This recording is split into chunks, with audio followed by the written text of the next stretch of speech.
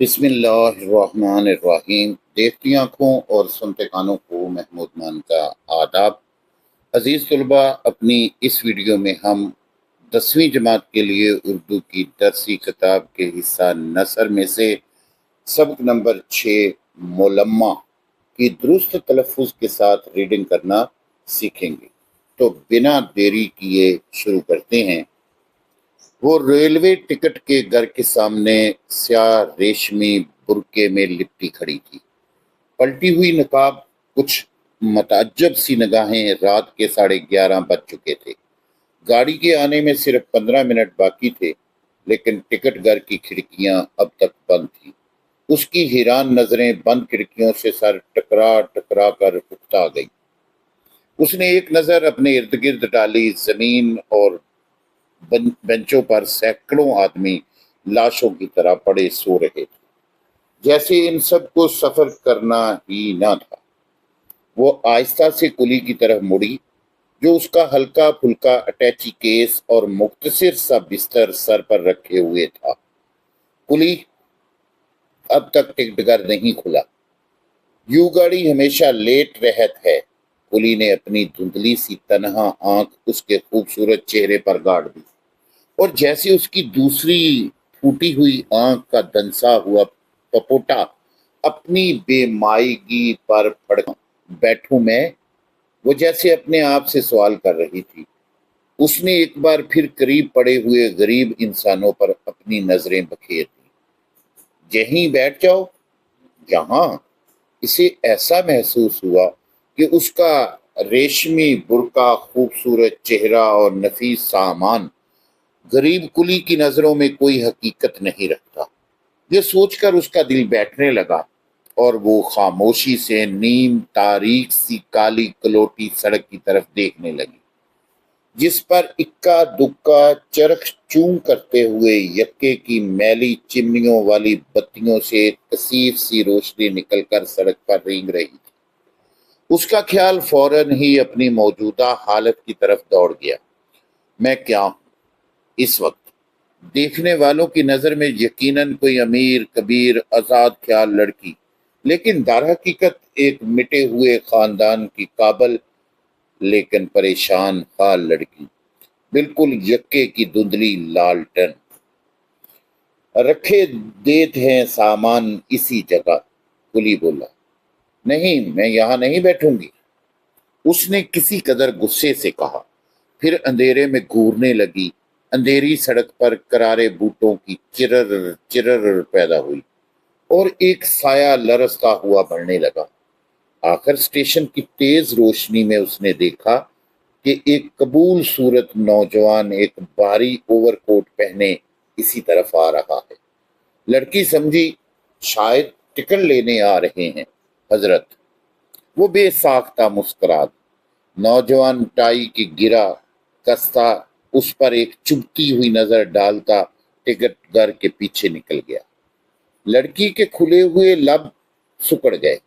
ہوگا کوئی امیر زادہ، بھلا وہ 3rd کلاس کا ٹکٹ لینے کیوں آئے گا؟ پھر ہم سامان رکھ کے جیت ہیں۔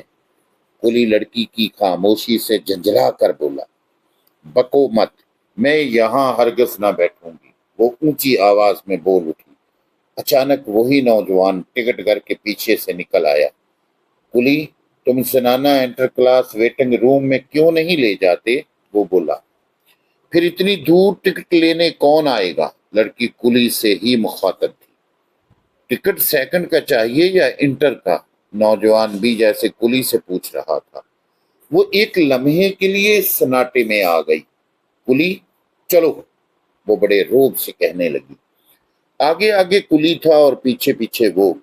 اس کی اونچی ایڑی کی سینڈل زمین پر ایک دلچسپ شور بکھیر رہی تھی۔ مجوری میم صاحب، کلی نے اس کے چرمی بٹوے سے متاثر ہو کر کہا، ابھی نہیں ملیں گے پیسے۔ وہ سنگار میز کے سامنے کھڑی جنوری کی کپ کپا دینے والی سردی میں رومال سے پیشانی پونچھ رہی تھی۔ کاہے؟ کلی کے موٹے موٹے ہونٹ لٹک گئے۔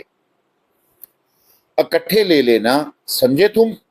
گاڑی پر سامان بھی رکھوا دینا، اور دیکھو जैसे ही टिकट घर खुले मुझे बताना आकर, पैसे ज्यादा मिलेंगे।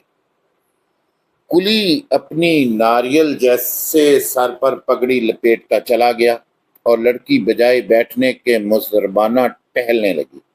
सामने बेंच पर कोई कंबल में लिपटा कुलबुला रहा था। अजीब मुसीबत है, वो दिल ही दिल में कहने लगी। ये कमबख्त मर्द हर मौका पर आदमकते हैं। कुछ नहीं तो सेकंड और इंटर का शोशा ही छोड़ दिया। अब इसे क्या मालूम कि उसने इस वक्त जो कुछ मेरे पास देखा, बस यही मेरी कुल कायनात है। अटैची केस और होलडाल अच्छे जमाने की यादगार हैं। चर्मी बटवा एक सहेली का तोहफा, और ये बुर्का चलते वक्त खाला जान का मांग लिया था कि मुसाफिर औरतें मैले कचैले बुरके वालियां देखते ही फैल फैल कर बैठ जाती हैं। आज ही दोपहर को तो चचा जान की बीमारी का खत मिला था। अम्मी जान का ख्याल है कि अगर घर से कोई उन्हें देखने चला जाता तो अच्छा था, वरना वो यही कहेंगे कि हमने तो भाई के मरने के बाद पावज और भतीजे भतीजियों का इतना ख्याल किया कि पैसे को पैसा न समझा, लेकिन वही बुरे वक्त के साथी नहीं। बस वो इतना ही सुनकर जाने को तैयार हो गई। अम्मी जान ने जाने कब से 3 रुपए जोड़ कर रखे थे, सो निकाल कर दिए कि तुम अकील को साथ लेकर चली जाओ। अकील बच्चा ही सही, लेकिन है तो लड़का। बस यही उनकी बात तो मुझे जहर मालूम होती है। जाने वो लड़कियों को क्या समझती हैं। मैंने उनसे पूछा कि मैं क्या कोई लड्डू पेड़ा हूं जो कोई खा लेगा और अकील को देखकर डर के मारे उगल देगा। आखिर सलमा और रजिया भी तो लड़कियां हैं, कैसे मजे में तन्हा सफर किया करती हैं। उस पर उन्होंने कहा, भाई वो बड़े आदमी की लड़कियां हैं। मैंने जवाब दिया, वाह, तब तो उन्हें बिला मुबालगा 1 दर्जन नौकरों के झुरमट में सफर करना चाहिए। चूंकि हम गरीब हैं, इसलिए एक ही का सफर खर्च निकालना मुश्किल है।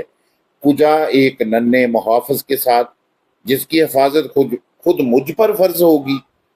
गर्ज घंटों उनसे बहस की, तब कहीं जाकर अकील साहब के पहरे से निजात मिली। खांसी की खूं खूं से वो चौंकी। कंबल की गठड़ी खुली और एक झुर्रियों का मारा बगले के पर जैसे सफेद बालों का चेहरा उसके सामने। वो अपनी ढीली डाली फ्राक, तिरछे हुए बाल और ट्रंक पर रखे हुए हैट से कोई ईसाई बुढ़िया मालूम हो रही थी।